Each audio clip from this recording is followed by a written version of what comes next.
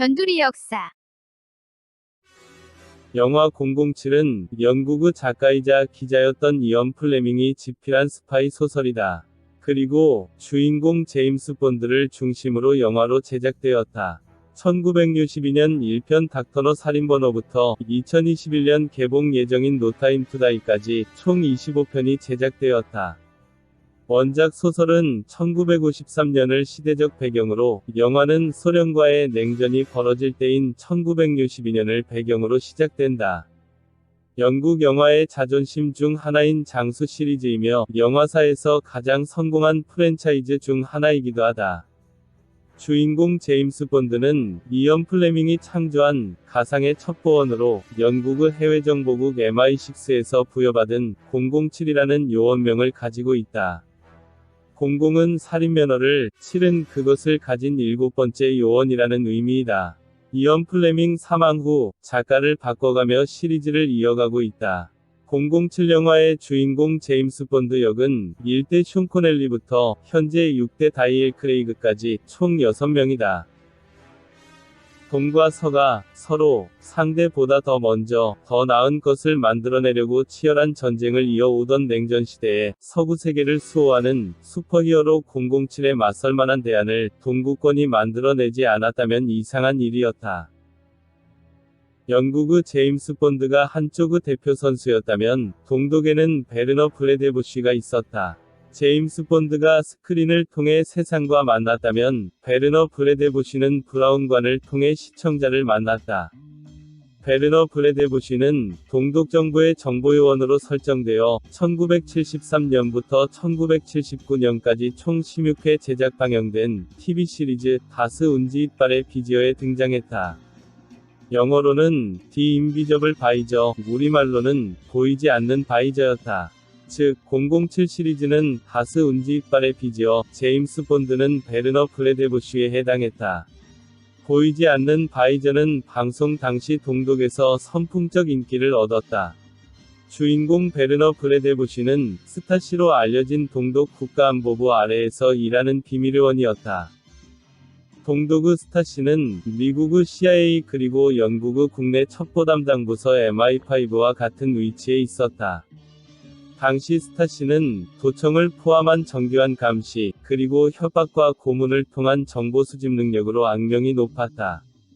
덧붙여, 동독 국민들이 국가에 품는 불만을 사전에 조용히 잠재우는 것, 그리고 서유럽에서 밀려오는 미국 자본주의의 영향을 차단하는 것, 서독에 만연한 민주주의 바람을 막는 것, 또 히틀러가 죽은 후에도 제대로 처벌받지 않고 살아남은 동독 내의 나치 추종자들을 검거하는 것이었다.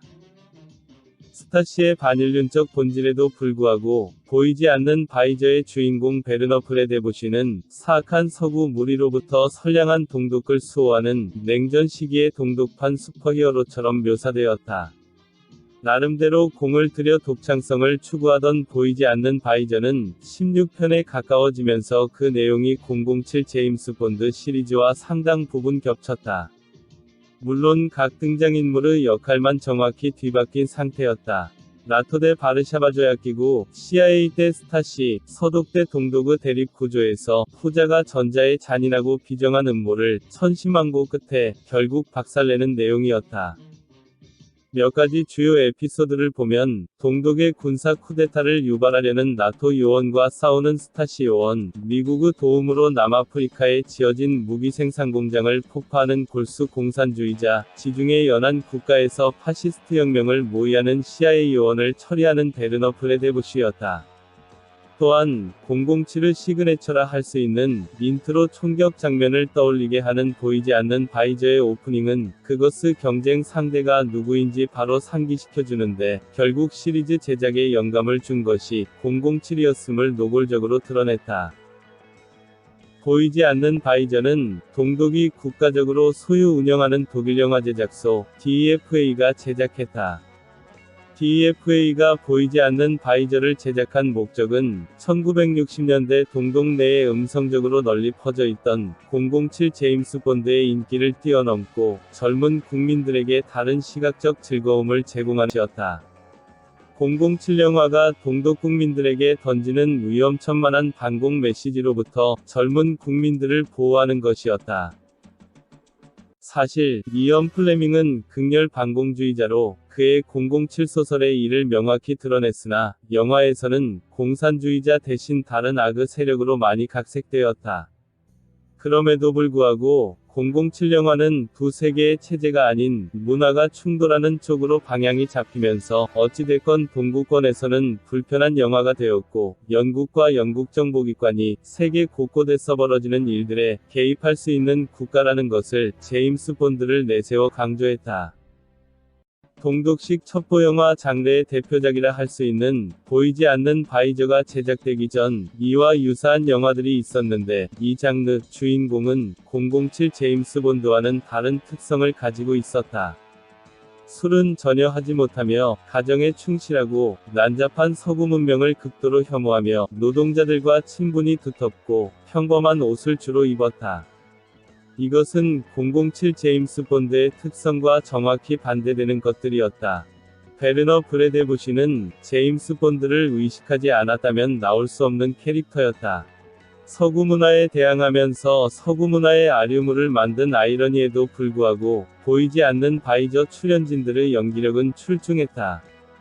사회주의 선전영화라는 목적에 충실하기 위해 다소 과장된 장면도 있었지만, 이것을 제외하면 각 배역들의 연기는 나름대로 인정할 만했다.